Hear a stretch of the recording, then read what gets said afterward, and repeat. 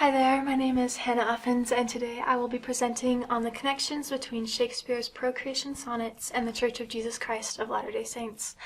I first began to be interested in this connection when I was sitting in a BYU religion class, and my professor spoke of a personal opinion of his that if one chose not to procreate or to abstain from procreation for some time, that they were practicing idolatry. And while this is, of course, a personal view and perhaps maybe an extreme view, we do see the pressure for young BYU students to get married and to have children and begin a family at a young age.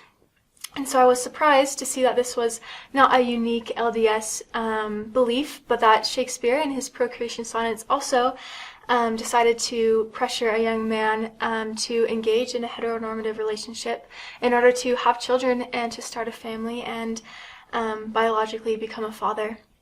We also see the need for heteronormative relationships within the LDS doctrine and culture.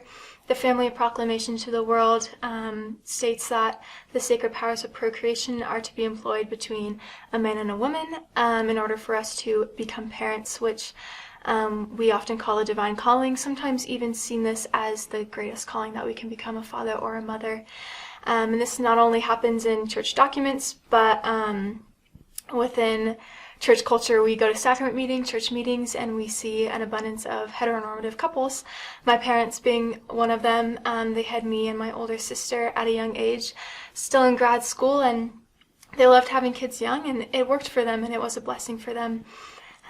We also see this young man written to by Shakespeare to be seen as needing and having a duty to give the world children. He almost owed it to the world.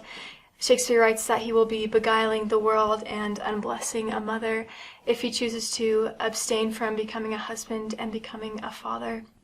There is some speculation that Shakespeare and this young man had romantic feelings, but those were put to the side in these sonnets.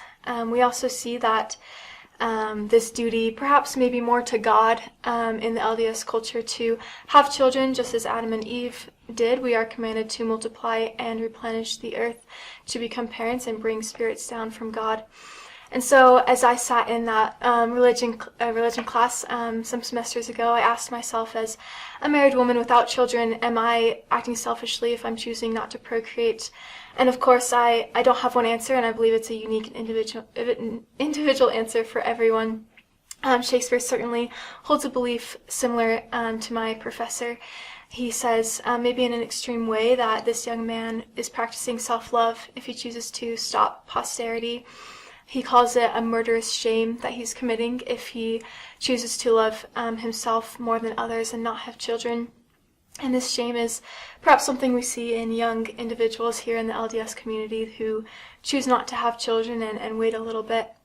And so as we sit with this belief in the LDS community, we ask ourselves, how does this idea of procreation play within our goal to become immortal and to receive exaltation?